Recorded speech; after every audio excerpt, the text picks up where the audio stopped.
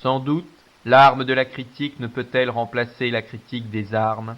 La puissance matérielle ne peut être abattue que par la puissance matérielle. Mais la théorie aussi, dès qu'elle s'empare des masses, devient une puissance matérielle.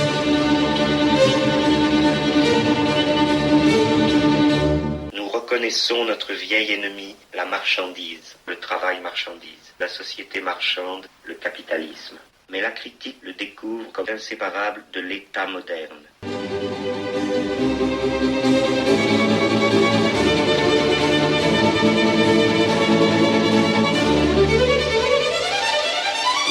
Une société raciste n'est pas la collection composite de groupes hétérogènes, mais fonctionne suivant un système de relations entre groupes de pouvoir inégales. Non, la race n'existe pas. Si, la race existe. Non, certes, elle n'est pas ce qu'on dit qu'elle est, mais elle est néanmoins la plus tangible, réelle, brutale des réalités.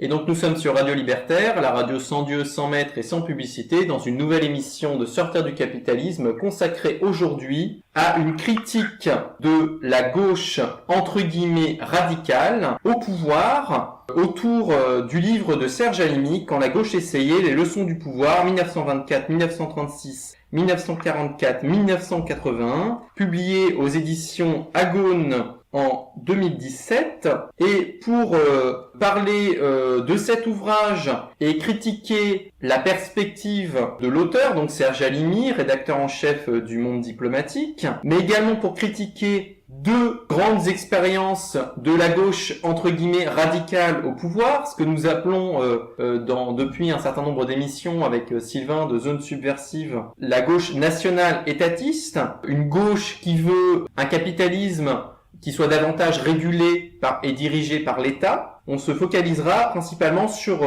l'expérience de la libération de 1944 à 1947 et du début du premier septennat de François Mitterrand de 1980 à 1983, puisque ce sont les deux seules périodes où d'une part un programme de régulation par l'État du capitalisme est réellement mis en place, alors que en 1924 ou après 1983 ce n'est plus le cas. On a déjà consacré une émission à 1936, donc on y reviendra uniquement très brièvement. L'émission était avec Charles Jacquier. Et d'autre part, 1944 et 1981, c'est également une expérience intéressante, puisque on a à ce moment-là au pouvoir les deux grands partis historiques de la gauche, à la fois le Parti socialiste et le Parti communiste français. Et évidemment, l'enjeu aujourd'hui de cette émission et de la critique de ces deux expériences, c'est que aujourd'hui, la France insoumise, qui est une sorte d'héritier à la fois du Parti communiste français pour sa ligne un petit peu étatiste, nationaliste, populiste, et en même temps du Parti socialiste, notamment par l'origine de ses cadres, notamment de Mélenchon, eh bien on pensait que c'était vraiment important de revenir sur ces deux expériences et également de critiquer la perspective qui est celle de Serge Halimi. Donc bonjour Sylvain. Bonjour. Pour commencer, on peut peut-être faire un aperçu général et une critique générale du livre. Donc peut-être pour être relativement fair-play, on peut dire que c'est un ouvrage qui est quand même relativement bien informé historiquement. Il y a quand même pas mal de références, une contextualisation qui est assez satisfaisante. Globalement, on arrive à comprendre le contexte historique de ces différents gouvernements de gauche. En revanche, on peut critiquer le fait que c'est une perspective, et ça je pense que c'est quelque chose de général dans le livre, qui vise finalement à faire l'inventaire des erreurs de gouvernance des partis de gauche au XXe siècle, pour pouvoir, en réalité, que la gauche, lorsqu'elle retournerait au pouvoir au XXIe siècle, ne fasse pas les mêmes erreurs. Donc, en réalité, c'est un ouvrage pas vraiment historique, et c'est pour ça qu'on ne le critiquera pas tellement sur la dimension historique, mais c'est un ouvrage politique qui, en fait, à travers l'inventaire des erreurs passées de la gauche, et puis aussi de ce qu'il y a eu de positif, qui dessine en creux une espèce de programme de gouvernement de gauche au XXIe siècle, qui est, pour résumer très bref, un gouvernement qui romprait plus ou moins fortement avec l'Union européenne pour éviter les contraintes bureaucratiques de l'Union européenne et les contraintes de la concurrence européenne, la concurrence du marché européen, et qui mettrait l'État comme principale institution de gestion du capitalisme. Et évidemment, c'est une perspective politique que on peut contester, notamment dans le sens où on ne voit pas ce qu'elle a apporté historiquement, même quand elle a été réalisée complètement. Pour prendre un exemple, on peut prendre la Yougoslavie de Tito, même en dehors, je veux dire, du bloc soviétique, avec des entreprises soi-disant autogérées. Ça n'a pas empêché le fait que ça restait, donc la Yougoslavie de Tito, un pays qui était soumis aux lois d'un État fort, que c'était un pays où les travailleurs et les travailleuses devaient obéir globalement aux lois du marché et aux contraintes du capitalisme, notamment l'obligation de se rendre au travail tous les matins pour produire tout et n'importe quoi de manière rentable. Et donc, la critique politique générale qu'on peut faire de ce livre, c'est que peu importe finalement les erreurs politiques de la gauche au pouvoir, l'enjeu n'est pas que la gauche arrive au pouvoir et qu'elle dirige mieux le capitalisme que la droite ou que la gauche dévoyée de type Parti socialiste.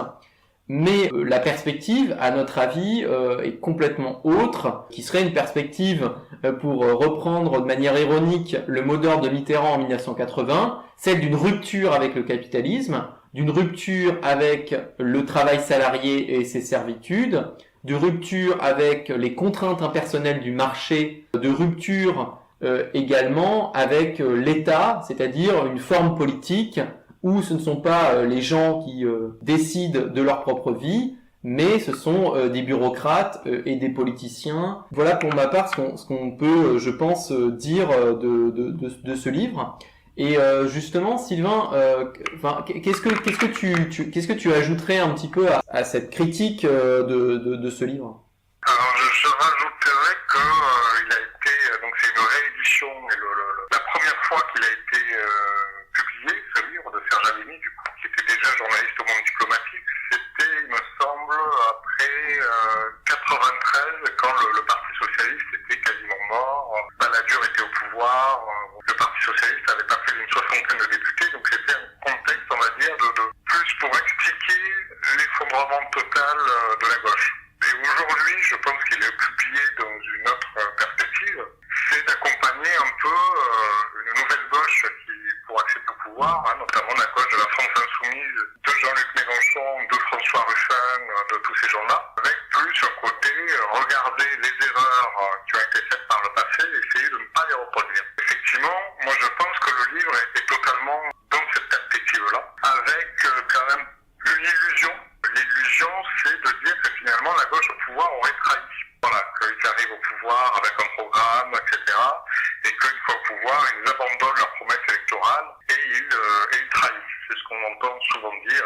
Dernièrement, quand Syriza a mis en place les plans d'austérité, on a dit qu'ils ont trahi également. Voilà. Et je pense que c'est une analyse un peu limitée. Et il manque un peu dans le livre de Serge Alimi une analyse de l'État, une analyse de la bureaucratie, de la haute bourgeoisie d'État, de la haute administration, de ce qu'est l'État, de ce que sont les rapports de force même au sein de l'État. Et peut-être qu'on va pas développer, je vais pas développer mon analyse de l'État, mais disons que moi je considère que c'est très difficile de changer la société depuis l'État, depuis le sommet de l'État, parce que justement il y a une logique bureaucratique, il y a une logique administrative, il y a y compris une classe sociale qui est la haute bourgeoisie d'État, qui sont les énarques, qui sont les gens qui sont chefs de cabinet, qui dirigent les administrations, qui dirigent les institutions, et tous ces gens-là sont évidemment opposés à toute forme de changement, puisque cette société finalement est c'est une société qui leur donne une place sociale, une position sociale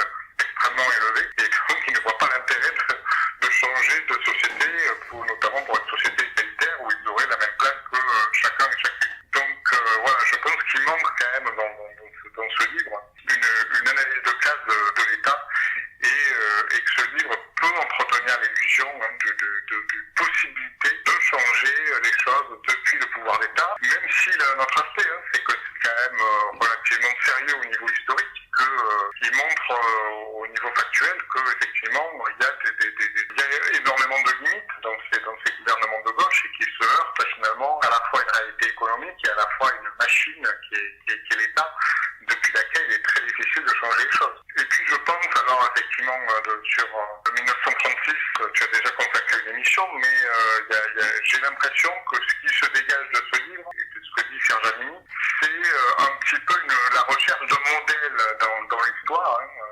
Les gauches aiment bien avoir des modèles soit exotiques dans votre pays du monde, soit des modèles plus historiques. Et là, le modèle, c'est un petit peu 1936, avec l'idée que finalement, pour changer la société, il faut à la fois que la gauche soit au pouvoir, une gauche vraiment de gauche, Jean-Luc Mélenchon, François Ruffin au hasard, plus des mouvements sociaux alors évidemment des mouvements sociaux qui n'ont pas pour but de renverser l'État et de rompre avec le capitalisme pour inventer notre société, mais des mouvements sociaux qui permettraient d'aiguillonner l'État, qui permettraient de faire pression sur l'État et justement sur ses hauts fonctionnaires, sur cette bourgeoisie d'État, pour permettre des réformes sociales. Et moi, je pense malheureusement que les révolutions sociales n'ont pas été obtenues par les gouvernements de gauche.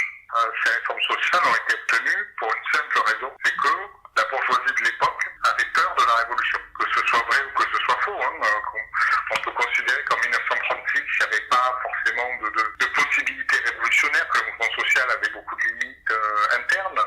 Pareil pour 1945, on peut penser que de toute manière, les résistants communistes n'allaient pas continuer la lutte armée pour renverser l'État, mais toujours est-il que la bourgeoisie considérait qu'on était dans un climat extrêmement dangereux, extrêmement menaçant pour la survie de sa propre classe, de la bourgeoisie. Et donc c'est pour cette raison-là, c'est pour empêcher la possibilité d'une révolution que la bourgeoisie a bien accepté de mettre en place des réformes sociales. C'est pas du tout parce que la gauche était au pouvoir. Voilà mon point de vue sur le sujet. Oui, c'est intéressant les différents points que tu as abordés, notamment l'analyse de classe. C'est vrai que on peut pas reprocher que Halimi ne parle pas du tout des questions de classe sociale. Notamment, il montre bien comment avant les années 1970, le fait que la paysannerie soit numériquement majoritaire en France et que on a consacré une émission là-dessus avec William autour de l'histoire de l'agriculture capitaliste, le fait qu'il y a eu depuis le 19e siècle en France une espèce d'alliance historique entre la paysannerie et la bourgeoisie autour du mot d'ordre travail, famille, propriété et patrie, pour se rappeler d'un fameux épisode voilà, où justement la paysannerie a été exaltée et la bourgeoisie au pouvoir. C'est intéressant qu'ils disent ça, que les ouvriers ont été minoritaires sociologiquement et les urbains aussi jusqu'aux années 70-80, et c'est comme ça qu'il explique la victoire de Mitterrand. Donc il y a quand même une analyse de classe, mais cette analyse de classe, elle s'arrête au fait qu'en fait il ne critique pas les classes sociales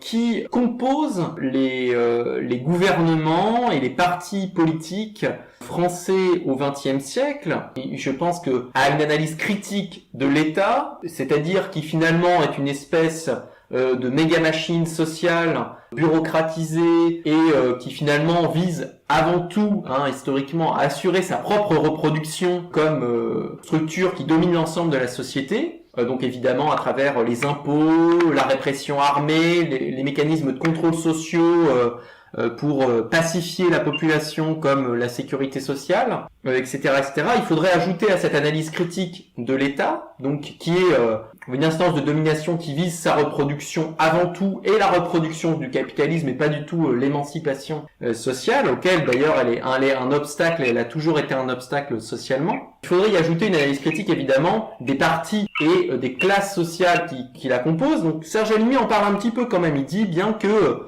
le Parti socialiste n'est pas un parti ouvrier. Au moins, à partir de la Libération, c'est pas un parti ouvrier. c'est un parti avant tout de classe moyenne. Or, comme on l'a vu dans une autre émission avec Alain du blog Carbure, les classes moyennes sont des classes qui ont tendance à défendre le capitalisme parce qu'elles en bénéficient, notamment par le fait qu'elles sont mieux payées que les ouvriers et les ouvrières, qu'elles bénéficient de surcroît d'une autorité, d'une valorisation sociale, etc., etc. Et c'est vrai, même indépendamment de leur origine sociale, des apparatchiks, des gens qui dominent les appareils de parti. C'est-à-dire que même si Maurice Thorez, le secrétaire du Parti communiste français des années 30 jusqu'aux années 60, était effectivement un prolétaire, un ouvrier d'origine, ça n'empêchait pas que, une fois qu'il est au pouvoir, dans cette espèce d'énorme structure qu'est le Parti communiste français, qui compte des millions d'électeurs et d'électrices, évidemment, pour reproduire sa propre position sociale, et on pourrait étendre l'analyse à tous les gens qui composent l'appareil du Parti communiste français et l'appareil de la CGT, ces gens-là, évidemment, pour reproduire leur propre position sociale, ils ont intérêt à ce que le capitalisme continue. Alors à la limite, ils peuvent avoir intérêt à ce que le capitalisme s'étatise encore plus. Ça, c'est l'hypothèse, par exemple, de Alain Beer, dans l'encadrement capitaliste entre bourgeoisie et prolétariat. C'est que finalement, le projet politique du Parti communiste français, de la classe que tous ces apparatchiks forment, ça ne peut être que l'étatisation du capitalisme, parce qu'évidemment, ça leur donne plus de pouvoir. Mais l'émancipation sociale, c'est pas tellement ça, c'est pas leur intérêt, et clairement, c'est pas vers ça qu'ils tendent. On verra dans les exemples qu'on va développer sur 44, 47 et sur 81, 83, que clairement la rupture avec le capitalisme, qui est le mot d'ordre de Mitterrand en 1981, ou que la révolution qui était disons un peu l'horizon de certains penseurs, compagnons de route du Parti communiste français en 44-45, qu'il n'y aura ni révolution ni rupture avec le capitalisme, mais simplement une étatisation légère du capitalisme. Et justement, en parlant d'étatisation du capitalisme, ce que Serge Halimi oublie, enfin, même s'il montre bien que le capitalisme a fait peser des contraintes structurelles extrêmement fortes sur l'action des gouvernements de gauche, ça c'est vrai qu'il le fait.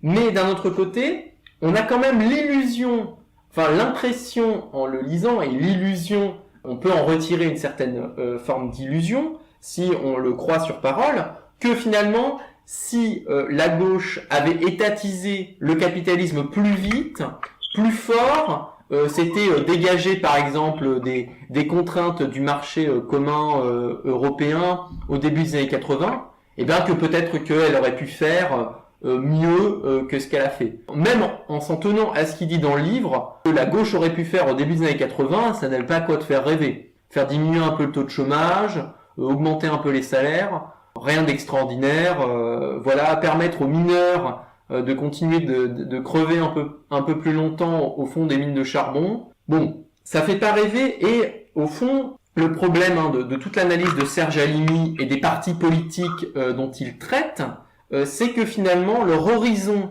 est complètement borné par l'État et le capitalisme comme des horizons indépassables, pour reprendre l'expression de Jean-Paul Sartre qui parlait du marxisme-léninisme, c'est-à-dire qu'ils sont complètement enfermés dans ce que même Bourdieu appelait une pensée d'État, et Halimi envisage uniquement la transformation sociale, dans ce livre au moins, comme l'action de l'État. Mais l'État a intérêt à se reproduire en tant que structure dominante de toute la société. 2, l'État, structurellement, est lié au capitalisme puisqu'il vit des impôts qu'il prélève sur le capitalisme. 3, l'État est gouverné en grande partie par une bourgeoisie d'État qui est très liée à la bourgeoisie capitaliste. Et 4, même les politiciens qui sont élus à la tête de cet État, quand bien même ils seraient de gauche, quand bien même ils seraient d'origine ouvrière, auraient intérêt, pour assurer la reproduction de leur propre position sociale, à laisser le capitalisme et l'État et la société dans laquelle on vit aujourd'hui quasiment en l'état, sans jeu de mots, avec éventuellement quelques aménagements qui pourraient renforcer leur pouvoir ou qui pourraient leur assurer éventuellement une réélection, mais évidemment pas beaucoup plus. Et c'est pour ça que l'horizon politique de ce livre. Et je pense que tu fais bien de rappeler qu'effectivement, il a été publié en 93 aux éditions Robert Laffont. Il a été réédité en 2000 aux éditions Arléa. Et à chaque fois, c'était des moments où la gauche était en pleine déconfiture, précisément parce qu'elle n'avait pas appliqué ce programme de rupture avec le capitalisme ou d'étatisation en réalité du capitalisme. Et malheureusement, aujourd'hui, s'il est republié, ce n'est pas pour dire encore une nouvelle fois que le Parti socialiste n'a pas tenu ses promesses, mais malheureusement, c'est pour enfermer une partie croissante de la population, une nouvelle fois, dans les illusions d'une étatisation du capitalisme, aujourd'hui, avec la France insoumise. Oui, je pense que Serge Alimi, il est assez clair sur ce sujet-là et sur ses engagements, puisqu'il soutient ouvertement François Ruffin, etc. Et c'est quand même,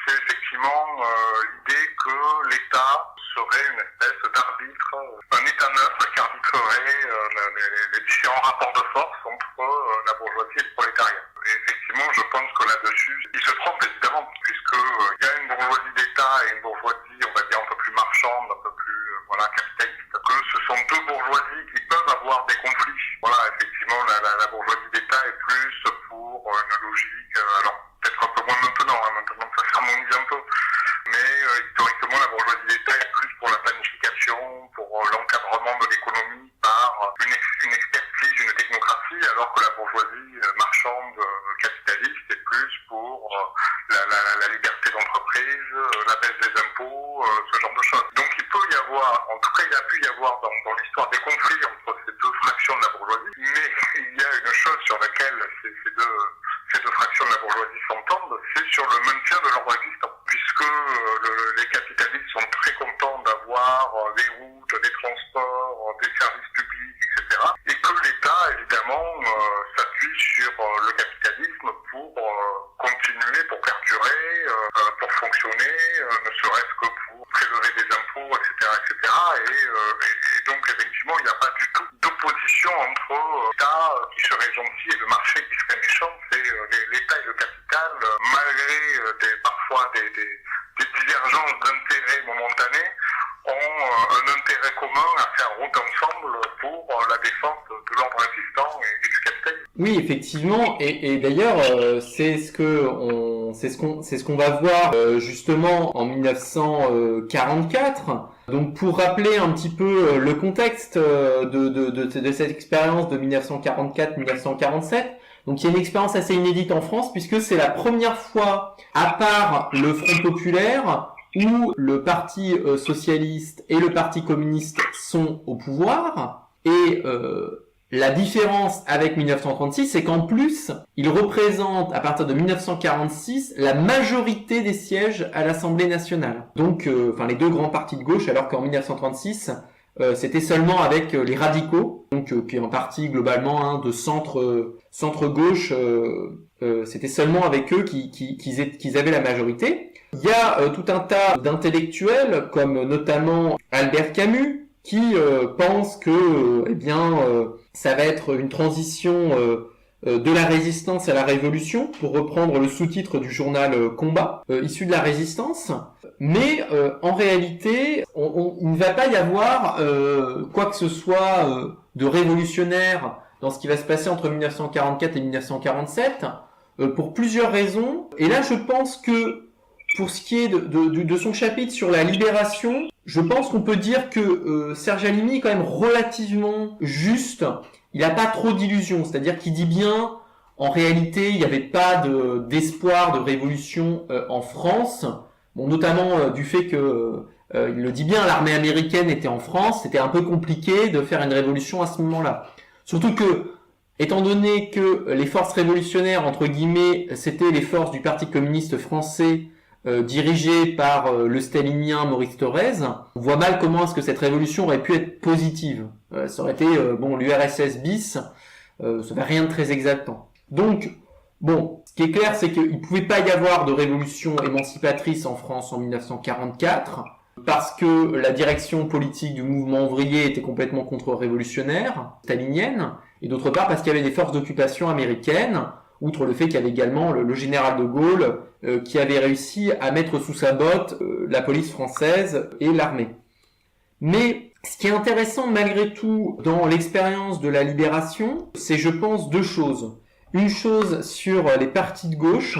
Il montre bien, Serge Halimi, comment est-ce que le Parti socialiste, encore une fois, qui disait en 1920 que c'était un parti révolutionnaire, un parti de lutte de classe, qu'en réalité le Parti socialiste, une fois au pouvoir, fait le programme de la classe sociale qui le soutient, c'est-à-dire les classes moyennes essentiellement, et donc fait un programme globalement d'accommodement avec la bourgeoisie, de légère étatisation du capitalisme, et en l'occurrence, entre 44 et 47, puisque, et Halimi je pense le montre assez bien, c'est à peu près la seule solution pour, en dehors d'une révolution communiste libertaire, mais qui n'a pas eu lieu, et étant donné l'état du prolétariat en France, de tout un tas d'autres choses, ça aurait pu difficilement arriver. Eh bien, le Parti socialiste va aller demander en fait de l'argent au capitalisme américain.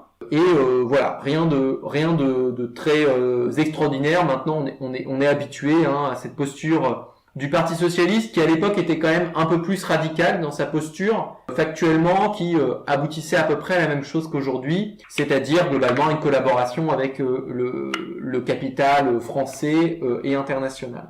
Par contre, ce qui est intéressant, je pense, dans cette expérience de la libération, c'est le Parti communiste français, qui, comme à son habitude, n'est pas le parti qui défend les intérêts de la classe ouvrière, mais qui est un parti dont l'orientation stratégique est définie à Moscou, en fonction des intérêts de l'URSS. Ça, c'est ce que dit d'ailleurs aussi ses critiques, notamment Léon Blum qui dit ça. Alors bon, sous un angle un peu patriotique, c'est un parti d'étrangers et tout ça. Je pense que c'est pas ça qui est intéressant, c'est de montrer que le parti communiste n'a jamais dans son histoire défendu les intérêts du prolétariat, ou alors uniquement dans une mesure extrêmement faible, c'est-à-dire pour pas perdre complètement sa base électorale et syndicale, demander un peu des meilleurs salaires, tout en acceptant la dictature de l'usine, le maintien du système capitaliste, le maintien de l'État français parlementaire bourgeois. Et entre 1944 et 1947, le Parti communiste français va pousser sa politique d'accommodement avec le capitalisme français très très loin, puisque en fait, comme ils sont au gouvernement et comme la politique de Moscou c'est il faut y aller doucement, on est dans la sphère d'intérêt des États-Unis, il faut réussir à se maintenir au gouvernement, il faut rassurer les classes moyennes, il faut même essayer d'attirer électoralement les classes moyennes. Il faut éviter toute forme d'agitation révolutionnaire qui donnerait un prétexte à l'exclusion du Parti communiste français du gouvernement. La seule perspective étant non pas comme en Europe de l'Est la prise du pouvoir militaire par les divisions blindées soviétiques, mais plutôt une arrivée au pouvoir démocratique entre guillemets. La stratégie du Parti communiste français, ça va être non seulement de ne pas faire la révolution, quoi de plus étonnant, mais en plus de demander à la classe ouvrière de se sacrifier pendant 3 ans, alors qu'elle a déjà souffert depuis au moins 1938 et l'écrasement de la grève générale de novembre 1938, et particulièrement sous Vichy et sous l'occupation allemande, elle va lui demander en fait de se sacrifier, d'obéir aux bourgeois qui reprennent très rapidement le contrôle de leurs entreprises dans à peu près tous les cas, et après avoir collaboré avec l'Allemagne et avec Vichy, ou d'obéir à un nouveau patron, qui est l'État, puisqu'il y a une partie des entreprises qui sont nationalisées à ce moment-là, notamment les entreprises de charbon, d'obéir à cet État patron qui leur demande à peu près la même chose que sous l'occupation, c'est-à-dire une très forte productivité, des longues journées de travail, des mauvaises conditions de travail, tout ça pour un salaire ridicule. Et j'aimerais là lire ce qu'a dit Maurice Thorez, justement, en 1944-1945, aux mineurs de charbon, qui étaient un petit peu impatients d'en finir un petit peu avec l'exploitation, au moins, disons, avec les formes extrêmes d'exploitation qu'ils subissaient depuis l'occupation et qui continuaient avec la libération. Maurice Thorez déclarait « Produire, c'est aujourd'hui la forme la plus élevée de notre devoir de classe. Hier, l'arme, c'était le sabotage, l'action armée contre l'ennemi. Aujourd'hui, L'arme, c'est produire pour faire échec au mouvement réactionnaire. Les paresseux ne seront jamais de bons communistes, de bons révolutionnaires, jamais, jamais. Vous saurez faire votre devoir. Nous gagnerons la bataille de la production comme nous avons gagné la bataille de la libération. Donc à part, on va dire, le vocabulaire vaguement marxiste, bon, ça ressemble à peu près à un discours du MEDEF aujourd'hui. Voilà, on peut vraiment voir dans le Parti communiste français une force qui a appuyé le retour en force du capitalisme français, de la bourgeoisie française, de l'État français, qui était quand même très affaibli, notamment, enfin surtout en termes de légitimité, après 1944, la collaboration de l'écrasante majorité des patrons avec Vichy et avec l'Allemagne.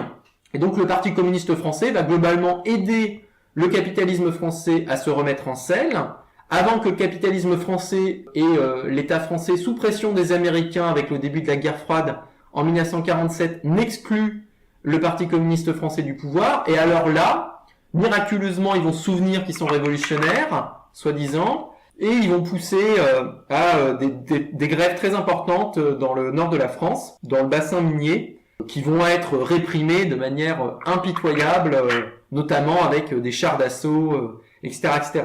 Mais bon, on voit encore une fois la duplicité du Parti communiste français. Et après, peut-être pour finir, la deuxième critique qu'on peut faire de cette période, évidemment, c'est le fait que, comme tu le disais, Sylvain, comme il y a quand même une peur d'une prise du pouvoir par le Parti communiste français, y compris par les urnes, ou du moins, voilà, d'une forte contestation sociale, eh bien, la bourgeoisie française va lâcher du lest, et De Gaulle, qui est un petit peu leur espèce, voilà, de leader, puisque la droite est complètement en décapiture, il reste plus que De Gaulle va mettre en place un espèce de compromis social qui maintient l'exploitation capitaliste, qui maintient l'État, qui maintient le capitalisme, mais avec quelques avantages pour les salariés, mais sans évidemment rien changer à l'ordre existant. Et c'est vrai qu'il y a aujourd'hui quelque chose d'un peu paradoxal à défendre le Conseil national de la résistance et son programme, qui certes est fort sympathique, surtout étant donné les conditions de travail aujourd'hui, mais qui est un programme qui s'accommode à l'existant et qui permet à la bourgeoisie de retourner au pouvoir, au capitalisme français de se remettre tranquillement en place. Et dans compromis social, il faut vraiment insister sur le compromis. Bien sûr que la sécurité sociale a des aspects très sympathiques et que aujourd'hui c'est effectivement une institution dont beaucoup de gens ont besoin pour survivre, mais cette institution entre guillemets, elle a un coût, bon, notamment financier, et du coup qui nécessite que le capitalisme français marche bien, mais aussi elle a un coût, c'est-à-dire d'accepter le maintien de l'ordre existant, de l'exploitation, qui d'ailleurs crée les maladies, les burn-out, les accidents du travail qui sont précisément pris en charge par la sécurité sociale. Donc, pour finir, je pense que c'est important de rester critique, même sur la partie positive, entre guillemets, de ce qui a été obtenu lors des gouvernements de gauche de 44-47, c'est-à-dire que le prix en a été la poursuite de l'exploitation capitaliste et de la domination de l'État jusqu'à aujourd'hui.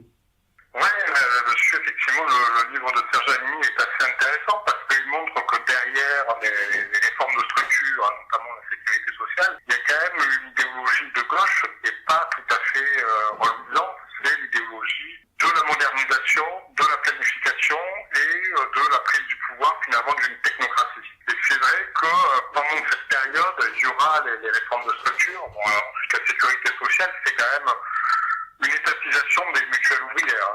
Il y a une tradition en France de mutuelles ouvrières dans la santé, etc., qui vont progressivement se désagréger, qui va être progressivement contrôlée par l'État et par les technocrates. C'est une gauche, qui comme aujourd'hui d'ailleurs, qui se veut à la fois de la modernité, parce qu'à l'époque, la modernité, c'est pas le libéralisme et l'entreprise, c'est plutôt de la planification, l'État stratège et l'État qui définit les grandes orientations de la politique économique, de la politique industrielle, etc. Et que derrière cette logique quand même très technocratique, le point de vue des prolétaires, des exploités, des ouvriers, etc., n'est pas du tout pris en compte. C'est De Gaulle et le Parti communiste qui décident et qui effectivement effectivement, en ce qui concerne les politiques industrielles ou politiques de structure, sont très ambitieux, mais en ce qui concerne la vie quotidienne des prolétaires, des classes populaires, c'est davantage les tickets de rationnement. Et effectivement, cette période aujourd'hui est assez mythifiée par la période du CNR et le pacte gaulo-communiste qui est valorisé par des groupuscules. Ça va de l'UPR de François Asselineau jusqu'à une partie de l'extrême gauche, ça va de Natacha Polony jusqu'à François Ruffin. Tout le monde est nostalgique de cette période. Et effectivement, je pense que c'est bien d'insister que le pacte gaulo-communiste entre De Gaulle et le Parti communiste, alors il y a ce pacte a lieu pour aussi des raisons, on va dire, géostratégiques, que Moscou aime bien De Gaulle parce qu'il s'oppose aux États-Unis, mais aussi pour des raisons politiques et de contrôle de la société française. Et ce pacte, c'est effectivement, De Gaulle va voir Maurice Thorez et les cadres du Parti communiste en leur disant, écoutez, je vais appliquer les réformes que vous souhaitez depuis longtemps, les réformes que la CGT et le Parti communiste veulent mettre en place. Mais à une condition, je ne veux pas de grève. Je ne veux pas de révolte sociale, je ne veux pas entendre la classe ouvrière. Et effectivement, c'est ce qui va se passer pendant cette période, pendant pas mal de temps, et le Parti communiste, en tout cas, va tout faire pour que ça se passe comme ça. Et du côté du Parti communiste, effectivement, ils vont accepter des réformes sociales ambitieuses, mais en condamnant les grèves. Maurice Thorez, en plus de faire l'apologie de la production, va avoir cette fameuse phrase de dire la grève, c'est l'arme des trucks, c'est les gens qui font grève sont au service des États-Unis et cherchent à déstabiliser la France. Et le Parti communiste va systématiquement empêcher les grèves, va dire la grève, c'est pas bien, c'est contraire aux intérêts de la classe ouvrière française, c'est contraire aux intérêts de la France et de la reconstruction. Là, on est dans une phase où il faut reprendre la construction, la production, il faut reconstruire la France. C'est pas le moment de faire accepter.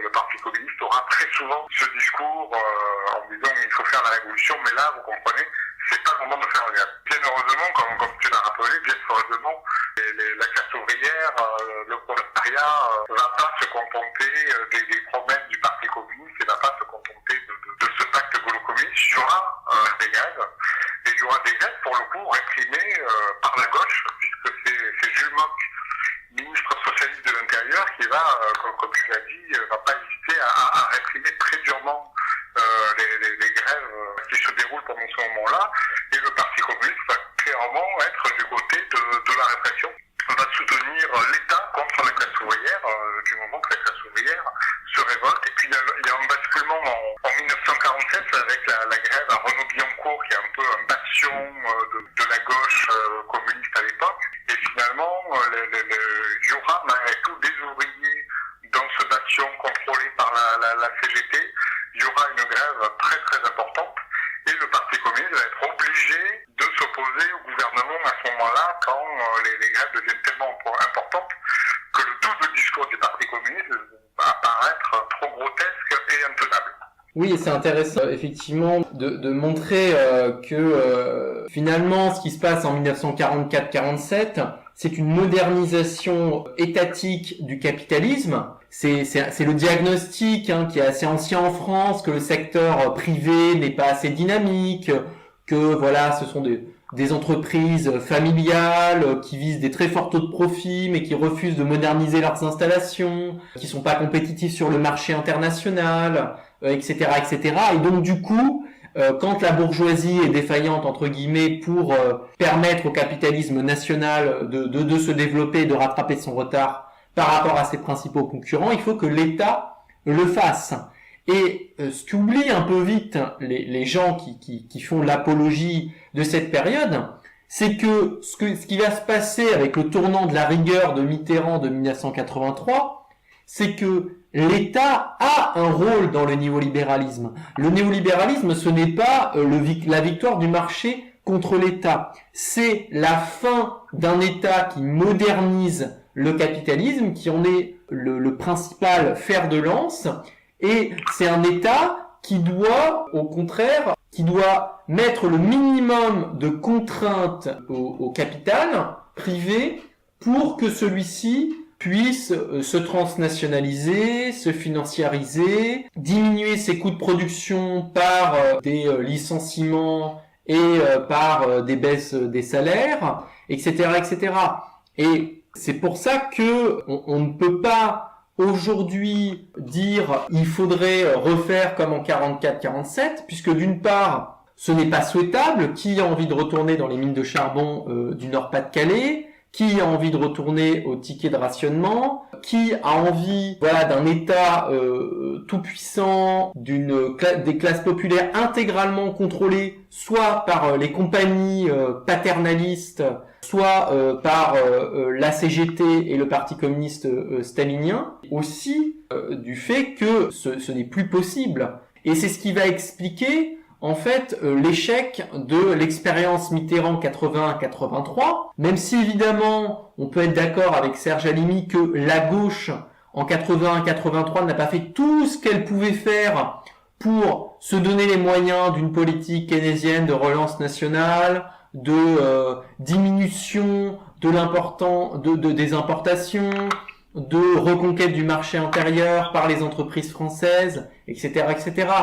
Mais fondamentalement, même si la gauche de 81-83 avait eu comme conseiller Serge Halimi et son omniscience, on peut douter que ça aurait donné des résultats si extraordinaires que ça. Il y a eu d'autres relances keynésiennes dans l'histoire. Pour prendre un exemple, le cas de la Chine a été un pays plus que keynésien, un pays où l'intégralité du capitalisme était étatisée. Mais au bout d'un moment, le capitalisme chinois ne fonctionnait plus. Et donc, il a dû progressivement se libéraliser sous peine, tout simplement, d'être complètement obsolète sur le plan militaire et sur le plan des forces productives par rapport au capitalisme libéral. Donc, en fait, au fond, le tournant néolibéral de l'État était relativement inévitable, même si évidemment on peut critiquer le fait que le Parti socialiste en 81-83 l'a accéléré, l'a peut-être fait peser encore plus que nécessaire sur les classes populaires, mais fondamentalement, ce n'était pas possible de faire grand-chose. Et c'est pour ça que, sur la 4e de couverture, Serge Halimi dit « La gauche a chevauché au pouvoir la puissance des passions collectives dont celle de l'égalité, mais elle a accepté ensuite de les dompter avant de les étouffer sous une couverture de rationalité technique. Cette retraite bureaucratique, cette nouvelle conscience qui ne voit dans le monde que moyens et machines ont forgé les barreaux de sa cage. » Et je pense que une des limites du livre de Serge Halimi, c'est qu'il insiste beaucoup sur le fait que les contraintes au final du capitalisme n'étaient pas si fortes que ça, et que au fond c'était plus une espèce de rationalisation a posteriori des échecs de la gauche. Et je pense au contraire qu'il ne faut pas sous-estimer les contraintes structurelles du capitalisme et de l'État, et que ça ne sert à rien de s'illusionner sur la possibilité de transformer dans le cadre de l'État et du capitalisme la vie, de l'améliorer réellement, et qu'il faut plutôt regarder ailleurs. En revanche, là où on peut être d'accord avec Serge Halimi, c'est que évidemment, il y a des choses sur lesquelles la gauche avait une marge de manœuvre, et où là, elle porte une lourde responsabilité. Et cette lourde responsabilité, alors évidemment, c'est d'avoir empêché la classe ouvrière de maintenir ou d'améliorer ses conditions de vie et de travail entre 44 et 47. Donc ça, c'est évidemment un premier point très important. Et puis d'autre part, évidemment, c'est la répression sanglante de tous les mouvements anticoloniaux. En 1945, le 8 mai 1945, en Algérie, ça fera des milliers de morts. Et là, on peut quand même se dire quand même que le Parti communiste français, lorsqu'il va dénoncer le fait que des Algériens aient brandi le drapeau algérien lors des manifestations qui célébraient la victoire contre le nazisme le 8 mai 1945, drapeaux algériens qui vont provoquer la répression policière, qui va faire plusieurs centaines de morts, et ensuite il va y avoir des émeutes qui vont faire 200 morts du côté des Européens, et ensuite ça va amener les Européens, les colons et l'armée de concert à massacrer des milliers d'Algériens. Eh bien, le Parti communiste français arrivait quand même à dire, voilà, ces Algériens, ces émeutiers algériens étaient des agents provocateurs au service des hauts fonctionnaires vichistes, eux-mêmes instruments des trusts qui entendent transformer tranquillement l'Algérie en terre vichiste et fasciste contre la France. C'est de la citation. Je ne suis pas allé sur égalité réconciliation pour trouver ça. On peut évidemment rajouter la répression coloniale à Madagascar en 1947, la guerre d'Indochine, et là le Parti communiste français ne va pas dire grand-chose. Alors oui, au bout d'un certain moment, la guerre d'Indochine, ils vont être contre, mais uniquement en raison de la guerre froide. Mais au début, ils n'ont pas grand-chose à redire, et contre la répression du mouvement en Algérie, on voit ce qu'ils pensent.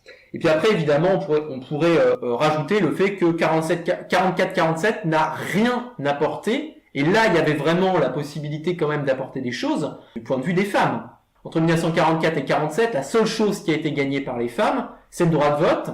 Après des luttes, après des décennies de lutte pour avoir le droit de vote, finalement, c'est pas le mouvement féministe qui va l'obtenir, c'est le général de Gaulle qui va le donner. D'une part, pour affaiblir le Parti communiste, puisqu'il pense que les femmes vont moins voter pour le Parti communiste que pour la droite, et d'autre part, parce que il a vu en Angleterre que finalement, le vote des femmes n'empêchait pas le maintien au pouvoir de la bourgeoisie et de partis conservateurs. Mais pour tout le reste, rien ne va être obtenu. L'avortement est criminalisé. C'est les mêmes lois qui sont en vigueur sous Vichy et qui d'ailleurs sont héritées de la Troisième République. La contraception est criminalisée, les salaires sont extrêmement faibles, le taux d'activité des femmes est extrêmement faible, les femmes vont être contraintes à énormément de grossesses.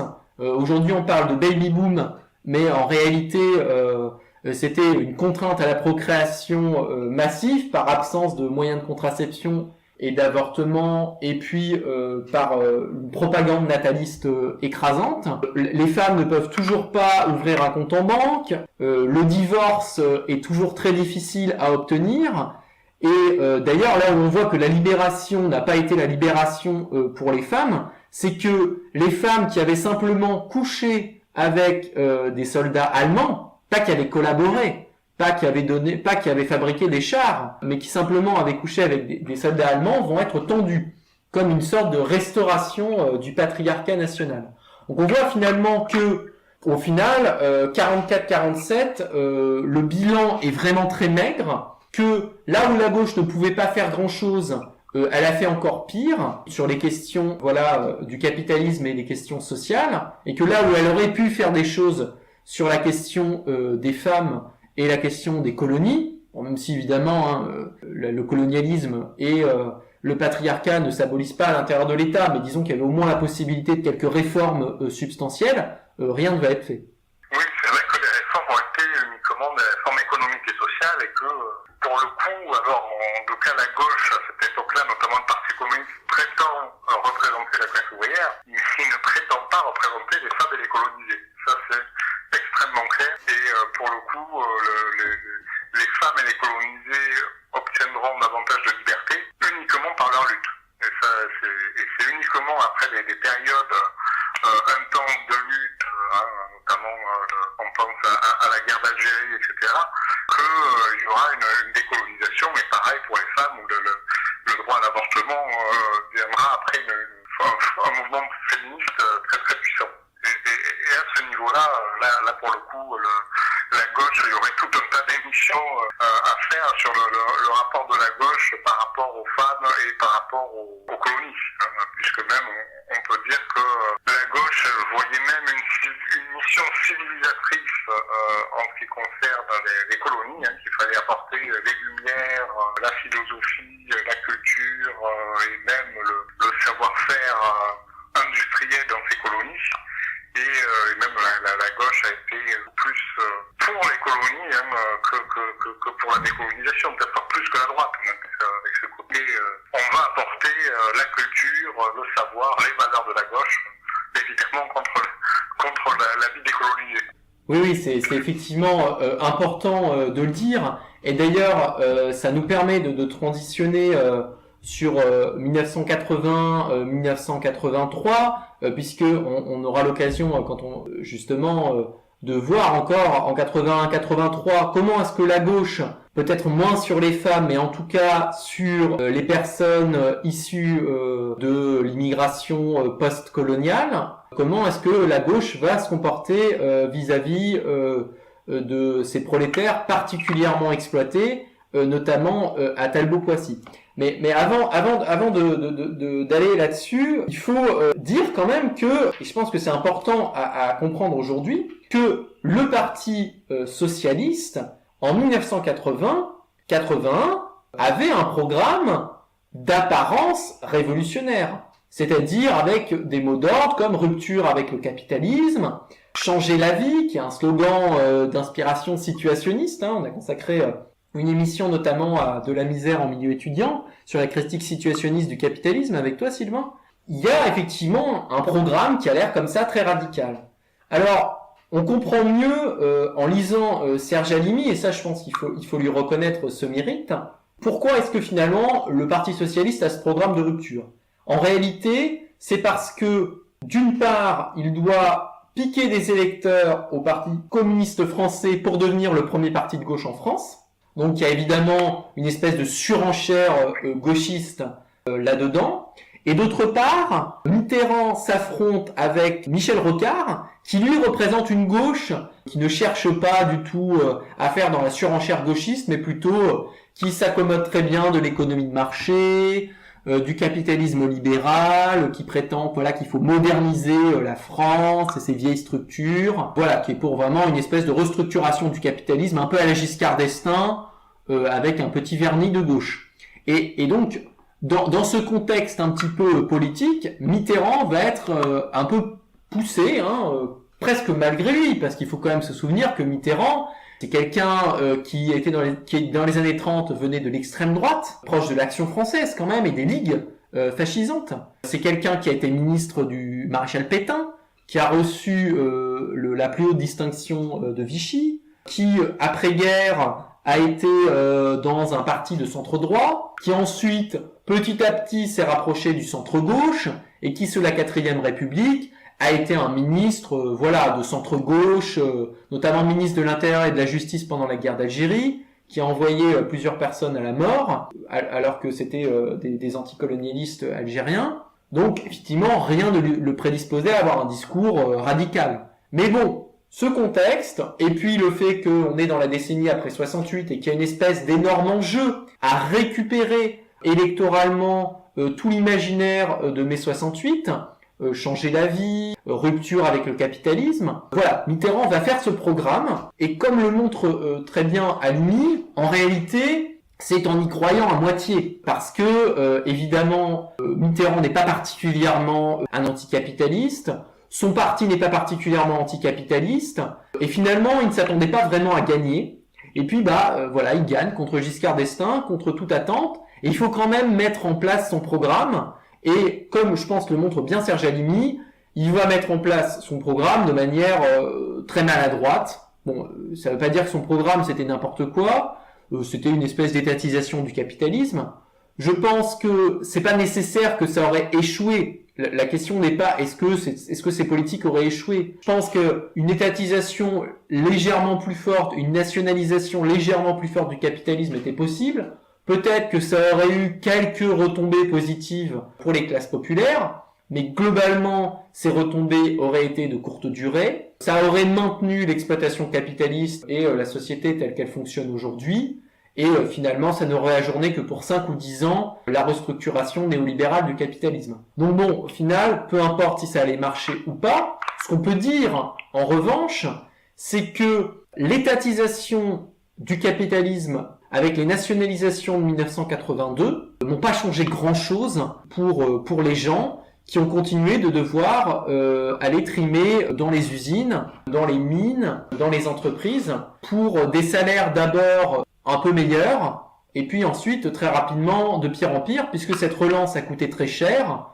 Finalement, cette relance, on pourrait presque dire, elle a permis de recapitaliser toutes les entreprises, et ensuite, comme la gauche n'avait plus d'argent avec ses différents plans de relance et ses nationalisations, elle a dû se résoudre à des mesures comme les dévaluations et les diminutions de salaire, la désindexation des prix et des salaires, c'est-à-dire en gros, s'il y a 10% d'inflation, si les prix augmentent de 10%, avant le gouvernement Mitterrand, les salaires augmentaient de 10% aussi. Et là, c'est fini. Donc on voit bien que la gauche a finalement, c'est ce que diront les gens de droite après, dès 82-83, font, alors qu'ils ont encore un programme théoriquement de rupture avec le capitalisme, qui est simplement en pause, voilà, c'est une sorte de nouvelle politique économique, là, la fameuse NEP de Lénine, une espèce de pause avant la transition vers le socialisme. Parce que c'était vraiment les termes de l'époque, hein. Il y avait des gens du Parti socialiste qui parlaient de transition vers le socialisme. Donc bon, finalement ce n'est pas une transition vers le socialisme,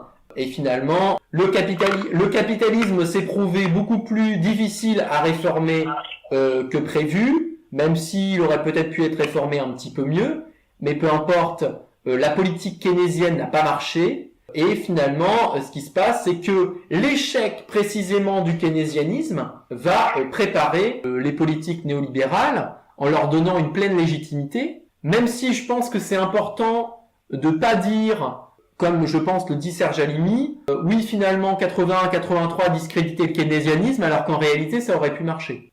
En réalité, encore une fois, ça aurait pu être un peu moins pire, ça aurait pu même être un peu mieux, mais fondamentalement ça n'aurait pas changé la société telle qu'elle fonctionne, l'exploitation, les conditions de vie, les conditions de travail, et au final, ce qu'on peut dire, c'est que un nouveau 1981 est à éviter pour deux raisons. D'une part, parce que avant cette période, voilà, de victoire de la gauche, toute l'énergie sociale serait consacrée à faire gagner un parti politique et non pas à mener des luttes sociales autonomes.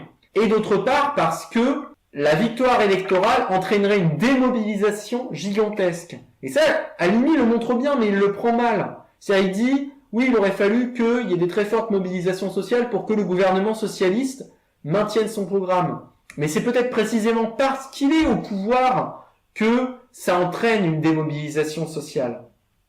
Oui, c'est vrai que pour le coup, il y a deux versions. Il y a la version qui dit finalement en 1980, il y a déjà un refus des luttes. On n'est plus dans les années 1968, on est dans un refus des luttes. Mais effectivement, pour le coup, l'arrivée au pouvoir du Parti socialiste va permettre une mise au pas du mouvement social, des syndicats, du mouvement ouvrier. Puisque, tout simplement, quand le Parti socialiste arrive au pouvoir, il y a Force ouvrière, qui est un syndicat dont les dirigeants sont encartés au Parti socialiste, donc ils sont très peu portés vers la contestation. En plus, c'est plutôt un syndicat modéré, attaché à la négociation. Il y a la CGT qui va tenir le discours dès que des ouvriers syndiqués CGT lancent une grève, les responsables, les bureaucrates de la CGT vont les voir en leur disant attention, il ne faut pas embêter les camarades ministres, puisque le Parti communiste est au gouvernement à ce moment-là, hein, et la CGT considère que finalement,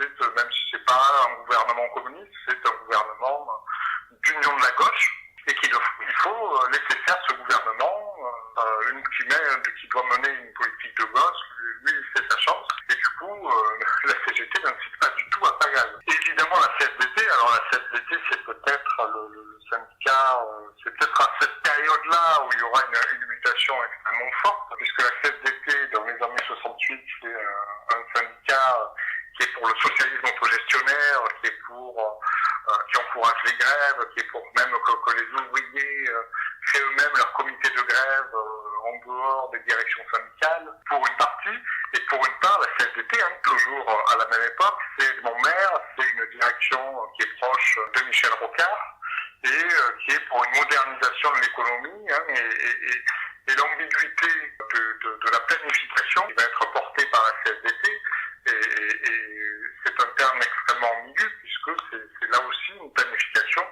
qui est au service finalement de technocrates. Ça va être nuancé par le concept d'autogestion qui va être porté par la CFDT, mais ensuite l'autogestion va devenir le management néolibéral, puisqu'il n'est plus question pour les ouvriers de s'emparer de leur outil de production, mais en revanche, on va leur demander d'obéir aux ordres du patronat de la direction avant qu'ils soient donnés. C'est ça l'autonomie, c'est d'anticiper les ordres de la direction. Et donc la CFDT va totalement incarner cette ambiguïté de la gauche rocardienne notamment. Et il y aura clairement une mise au pas quand même, il faut le dire, une mise au pas au sein des syndicats, à la CGT, qui est stalinienne, donc c'est normal, et y compris à la CFDT qui va dénoncer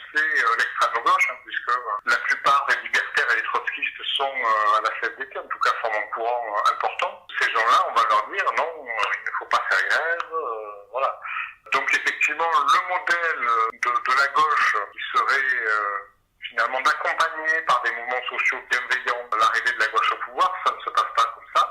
Ça a été une démobilisation totale, ça a été une mise au pas des syndicats et des organisations du mouvement social. Voilà. Ensuite, la question qui se pose, ça renvoie en creux à ce que propose Serge Halimi, qui montre bien tout ça. Serge Halimi est pour que des mouvements sociaux accompagnent la gauche au pouvoir, en disant qu'effectivement le syndicalisme aurait été un peu plus fort et un peu plus offensif, il aurait peut-être aiguillonné le gouvernement vers un refus du tournant de la rigueur finalement, ce qui n'est pas forcément évident.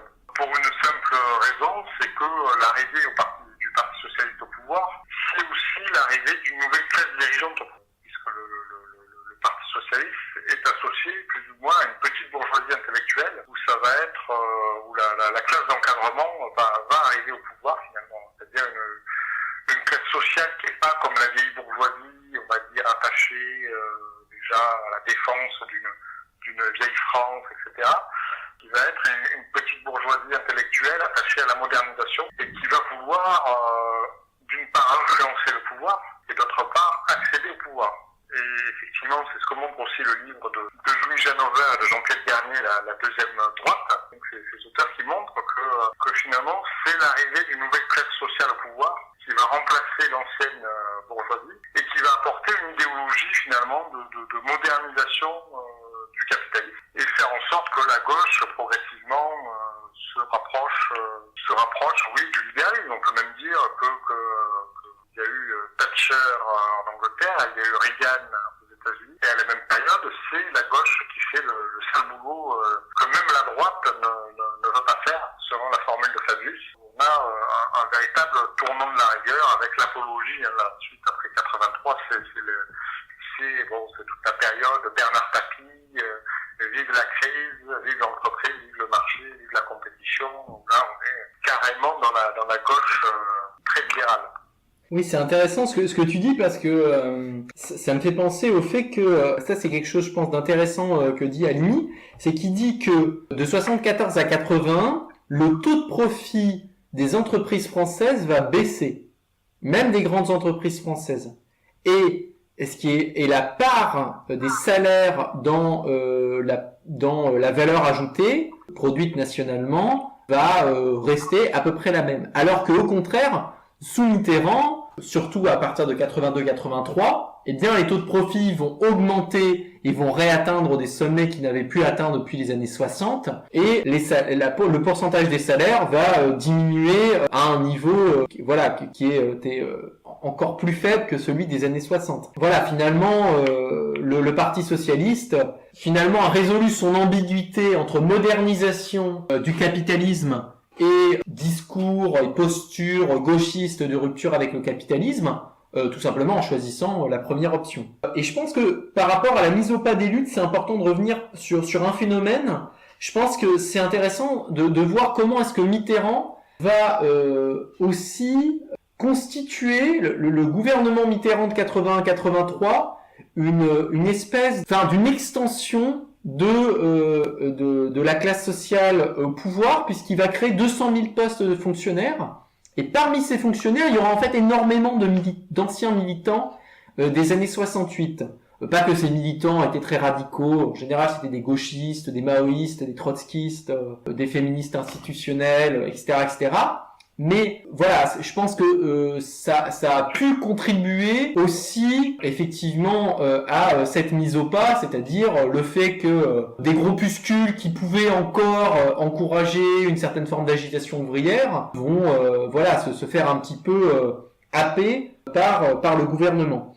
Et justement par rapport à cette mise au pas des luttes ouvrières, je pense que ça peut être intéressant de revenir, même si c'est un petit peu après le tournant de la rigueur, très rapidement sur Talbot-Poissy, parce que je pense que évidemment il y a des enjeux très contemporains à ces grèves dans l'automobile de Talbot-Poissy, et puis d'autre part parce que ça montre bien finalement quelle est l'attitude de tous les gouvernements de gauche dès qu'il y a une grève, dès qu'il y a des revendications, y compris lorsqu'elles sont portées par les prolétaires qui souffrent le plus de l'exploitation, c'est-à-dire en l'occurrence par les travailleurs immigrés. Oui, mais alors ces grèves de Talbot-Poissy, c'est en 1983 d'ailleurs, dans plusieurs usines automobiles, il y a des ouvriers qui font grève. Et ce sont des grèves ouvrières, effectivement, qui sortent des revendications dites quantitatives portées par la CGT, c'est-à-dire classiquement augmentation de salaire, puisque ce sont des ouvriers qui sont assez peu syndiqués, voilà, ou en tout cas très peu dans une idéologie syndicale, et ils vont demander plus des améliorations qualitatives, notamment plus de temps de pause, contre les cadences, etc., etc. Et il y aura une revendication qui est notamment, alors plus de temps de pause, c'est la revendication globale. Et puis, comme parmi ces ouvriers, il y a quelques personnes qui sont musulmanes, certains disent, bon, mais pourquoi pas faire les temps de pause pendant les périodes de prière, comme ça, nous, ça nous arrange. Et puis, tout le monde fait la pause, évidemment, voilà. Et donc, là-dessus, c'est Pierre Mauroy qui est alors Premier ministre, et qui incarne un peu la gauche traditionnelle, puisqu'il était déjà à la SFIO avant le Parti socialiste. Et c'est la gauche ouvrière du nord de la France, voilà, puisque le nord de la France étonne des actions du Parti socialiste, justement, contre l'influence communiste, voilà.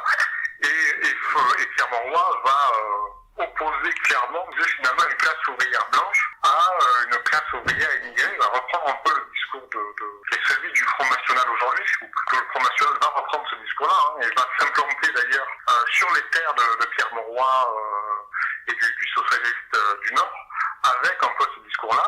Et il va même avoir, Pierre Mauroy, des discours qui va chercher à poser la question de l'islam, puisqu'il va dire que ce sont des grèves d'ayatollahs, d'islamistes, etc. Et pas du tout considérer ça comme des grèves ouvrières légitimes. Et moi je pense qu'effectivement ça montre le rapport de la gauche socialiste par rapport à cette classe ouvrière qui n'est pas dans les syndicats forcément, qui n'est pas encadrée par les organisations traditionnelles du mouvement ouvrier. Ça montre le rapport finalement du Parti socialiste a changé par rapport à toutes ces grèves de ce qu'on appelait les OS, les ouvriers spécialisés, des grèves dans l'automobile. Il y en avait beaucoup dans les années 68, dans les années 70, voilà, sur les mêmes types de revendications. Et un syndicat comme la CFDT, par exemple, soutenait ces grèves, voilà. Et on voit que, alors, la CFDT, évidemment, ne les soutient pas, le Parti socialiste ne les soutient pas, et on voit que leur rapport aux grèves, dès qu'ils sont au pouvoir, est totalement modifié, puisque ces grèves vont être dénoncées, voilà. Il y aura, par ailleurs, contre ces grèves, il y aura des commandos fascistes d'un syndicat qui est à l'époque la CFT. Ils sont des syndicats créés par les patrons et composés d'ouvriers, pour le coup, qualifiés, notamment des contremaîtres, des gens qui encadrent la classe ouvrière, qui donnent des ordres, des chefs d'atelier, etc., et qui sont ouvertement racistes, et qui sont clairement d'extrême droite. Et le Parti socialiste a évidemment, plutôt que de dénoncer ces milices fascistes, dénoncer les grèves supposées islamistes. Ça révèle un peu le rapport du Parti socialiste à l'égard des révoltes sociales. Oui, c'est effectivement intéressant de finir là-dessus, puisque ça anticipe évidemment tout le discours raciste, islamophobe du Parti socialiste depuis lors. Et puis, je pense que ce que peut nous enseigner de manière générale, finalement, 44-47 comme 80-83, et là, on s'inscrit vraiment totalement en faux avec ce que dit Serge Halimi, c'est que le problème, ce n'est pas qu'il aurait fallu des luttes sociales pour accompagner la gauche au pouvoir, mais en réalité, les luttes sociales autonomes et la gauche au pouvoir sont foncièrement incompatibles. La gauche au pouvoir fait tout pour saboter, minimiser, encadrer les luttes sociales.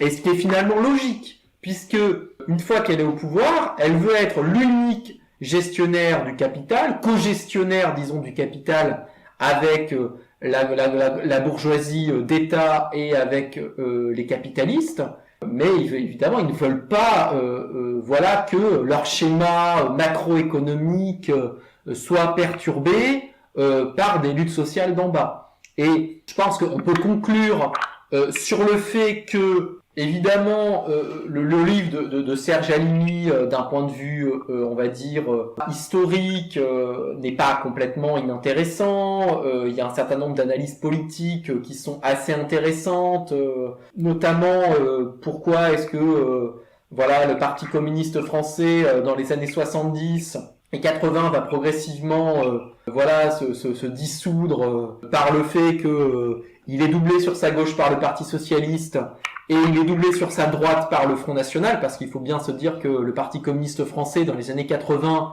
a un discours extrêmement voilà, conservateur. Hein. Serge Halimi parle de national-populisme matiné d'ordre moral. Et d'ailleurs, on pourrait dire que, même si on pas forcément pour l'ordre moral, mais enfin, on peut parler vraiment de national-populisme pour la France insoumise.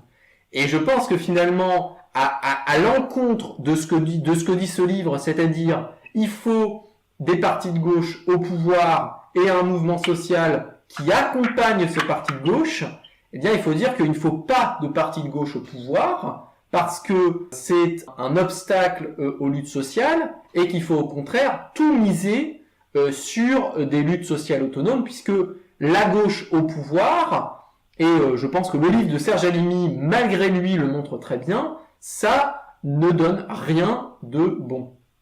Oui, juste pour parler de l'actualité, il y a eu cette marée populaire, donc avec la France Insoumise, Jean-Luc Mélenchon, François Ruffin, qui ont réussi à agréger des syndicats derrière eux. Alors heureusement, ça a été un échec total, et je pense que ça préfigure effectivement ce qui nous menace. Parce que effectivement, Jean-Luc Mélenchon, on avait fait une émission un peu pour en rigoler, pour se moquer, et là je pense que maintenant, il faudra prendre au sérieux ce danger, et je pense qu'il y a un véritable danger, parce qu'on a vu l'exemple de Syriza, etc. Danger pour plusieurs raisons, c'est que la première, c'est que justement les luttes sociales ne soient plus aussi importantes, puisque les syndicats disent de plus en plus, alors pour l'instant c'est pas le cas, hein, mais il peut y avoir une évolution au sein des syndicats en disant, de toute manière, si Mélenchon est élu, ou en tout cas si un candidat de la France Insoumise arrive au pouvoir, aux prochaines élections présidentielles, de toute manière, voilà, les choses changeront. Mélenchon avait même dit, n'allez pas aller voter, ça vous économisera des kilomètres de manifestation. Donc ce discours-là de désamorcer les luttes, et je pense qu'actuellement, vu l'état des syndicats, la CGT et Solidaire vont clairement soutenir Mélenchon, y compris en disant aux gens qui veulent lutter, attendez, calmez-vous, etc. Et je pense que les principes de la charte d'Amiens, qui est l'autonomie du syndicalisme et du mouvement social par rapport aux partis politiques, risquent d'être qu'un papier qui fait beau dans des textes de congrès, mais qui ne va pas être réalité. Et moi j'ai peur de ça, que le mouvement social soit de moins en moins autonome. Et d'autre part, si Mélenchon arrive au pouvoir, alors il y a une théorie, on va dire, qui serait de dire que finalement, d'un point de vue libertaire, si Mélenchon arrive au pouvoir, c'est pas plus mal, parce qu'on voit qu'il échoue, et puis ça peut permettre de relancer les luttes sociales, etc. Malheureusement, ce qu'on voit, c'est que quand la gauche arrive au pouvoir, et qu'elle échoue, elle échoue toujours, elle n'arrive pas toujours au pouvoir, mais quand elle est au pouvoir, elle échoue, ça débouche pas vers les luttes sociales. Ça débouche davantage vers du désespoir, vers de la résignation, vers du fatalisme. Et aujourd'hui, malheureusement, il y a beaucoup de résignation et de fatalisme. Et Mélenchon suscite très peu d'espoir, mais si jamais il suscite de l'espoir et que cet espoir est déçu, ça ne va pas déboucher vers une révolution sociale. Ça va déboucher vers un écrasement total des révoltes. Et je pense que c'est important de pointer aussi ces choses-là, qu'on peut voir d'un bon œil, oui, Mélenchon progresse dans les élections, ça veut dire qu'il y a une prise de conscience, que le combat culturel, finalement, on arrive à le gagner, la bataille idéologique, la bataille des idées n'est pas perdue, c'est même une espèce de thermomètre, de voir que finalement, plus Mélenchon est haut, plus ça encourage les luttes sociales. On entend beaucoup ce discours-là, on l'a entendu aux dernières élections. Et là, je pense que Mélenchon risque de prospérer sur la résignation sociale plus que sur une montée des luttes.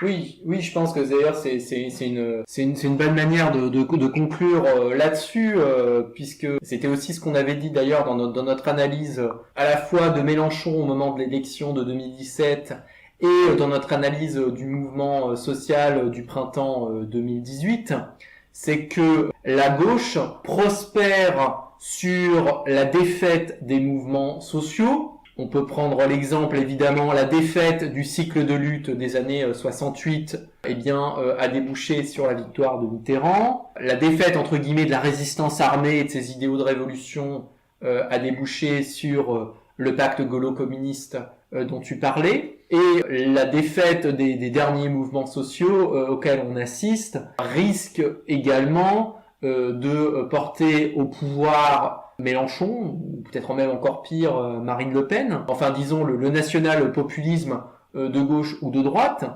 Et même si c'est le gouvernement, même si c'est le national-populisme de gauche qui l'emporte aux prochaines élections, eh bien, comme l'a montré bien involontairement Serge Halimi, eh bien, ça débouchera, effectivement, comme tu l'as dit, sur une atonie encore plus lourde des luttes sociales.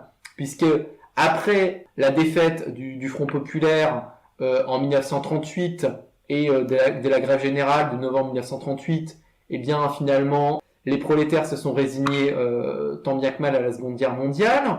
Après 1947 et l'éjection du Parti communiste au pouvoir et la défaite des grandes grèves des mineurs du Nord, eh bien la conflictualité sociale va chuter quand même très fortement et on retrouvera plus de tels niveaux de conflictualité sociale avant la fin des années 60.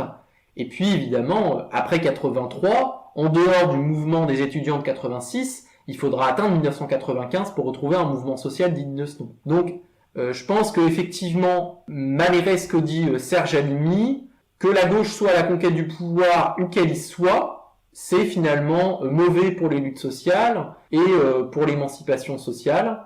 Et si il y a des leçons à tirer de l'histoire de la gauche au pouvoir, ce n'est pas qu'il aurait fallu faire mieux, ce n'est pas qu'il aurait fallu faire différemment, c'est que il faut empêcher que les classes populaires et les individus de classe moyenne qui n'en peuvent plus de l'ordre existant, eh bien, se tournent vers des formes d'organisation et surtout des formes de lutte autonomes pour l'amélioration immédiate des conditions d'existence et pour le dépassement du capitalisme, pas pour la victoire d'un parti de gauche qui ne peut aboutir, comme ça a été par le passé, qu'à une situation encore pire que celle qui l'a mené au pouvoir.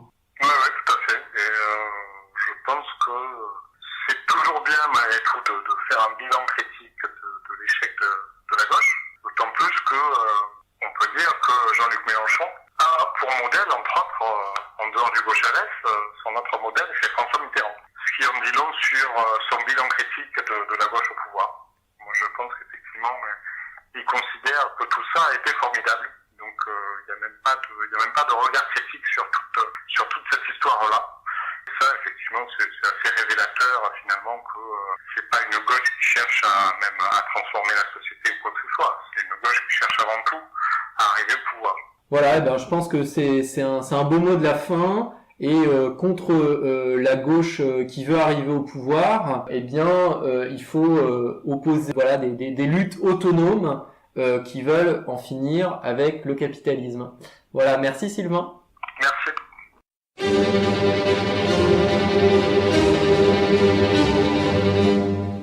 Sans doute, l'arme de la critique ne peut-elle remplacer la critique des armes.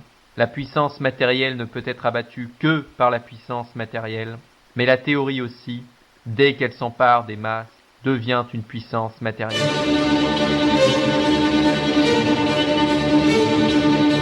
Nous reconnaissons notre vieil ennemi, la marchandise, le travail marchandise, la société marchande, le capitalisme. Mais la critique le découvre comme inséparable de l'État moderne.